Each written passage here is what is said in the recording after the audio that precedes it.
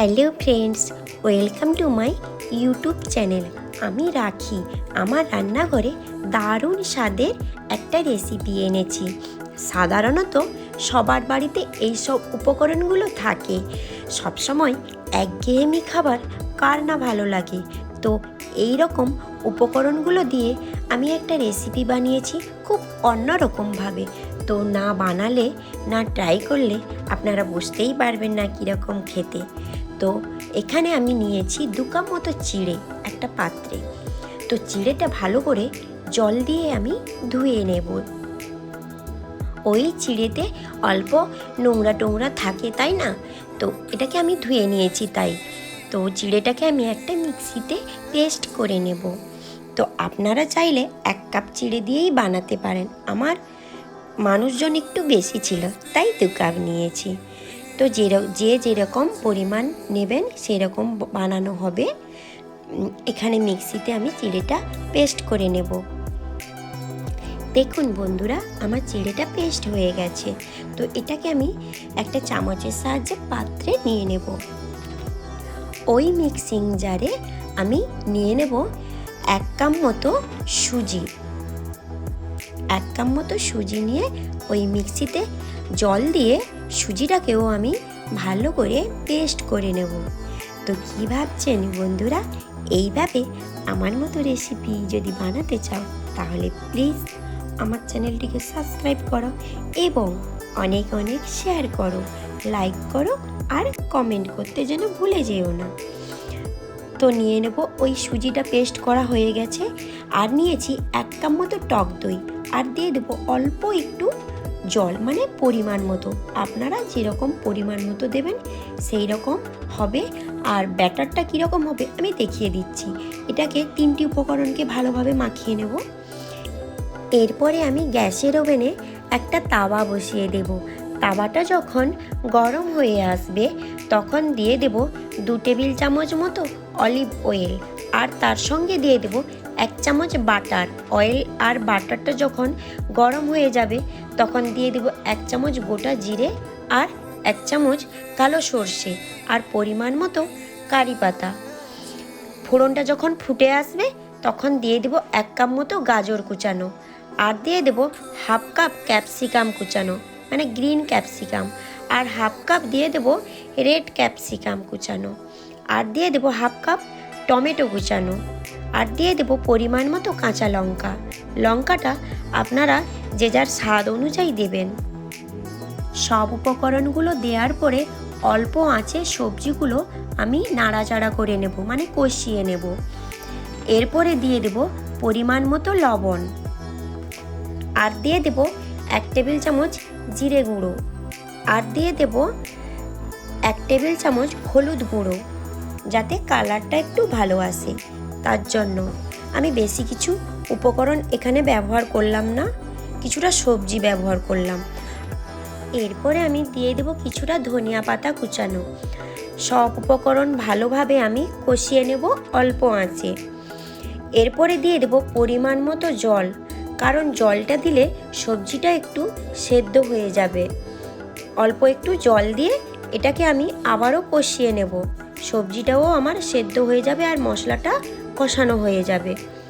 এরপরে ওই ভাজা সবজিটা আমি অ্যাড করব ওই ব্যাটারে।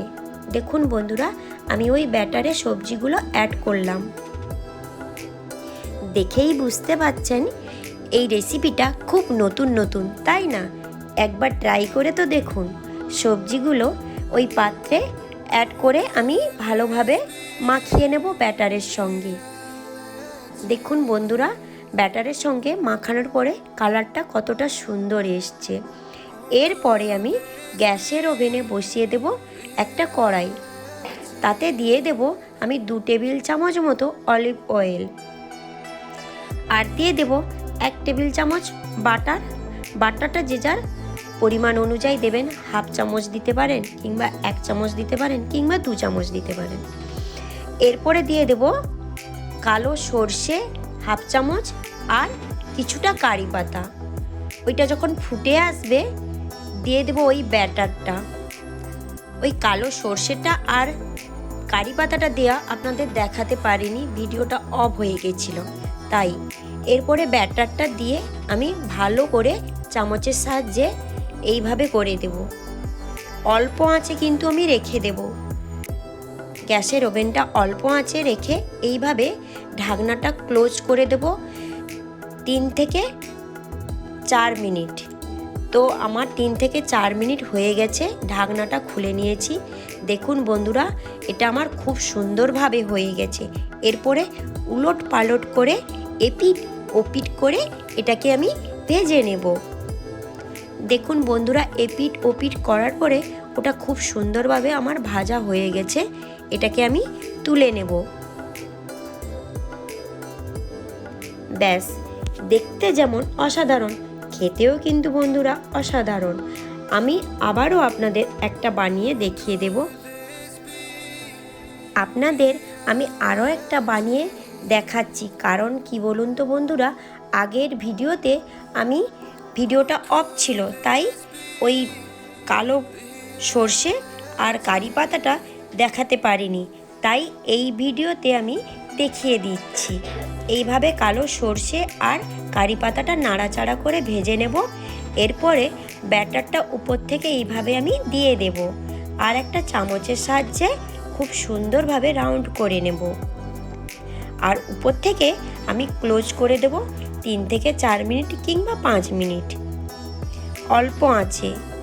ভিতরের ওই ব্যাটারটা সেদ্ধও হয়ে যাবে আর খুব সুন্দরভাবে ভাজা হয়ে যাবে।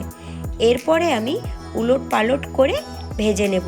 দেখুন বন্ধুরা, এটা খুব সুন্দরভাবে হয়ে গেছে। এরপরে এপিট ওপিট করে ভেজে নিয়েছি। এরপরে আমার এই রেসিপিটা একদম রেডি হয়ে গেছে। দেখুন বন্ধুরা, দেখতে যেমন অসাধারণ, খেতে তো আরও অসাধারণ।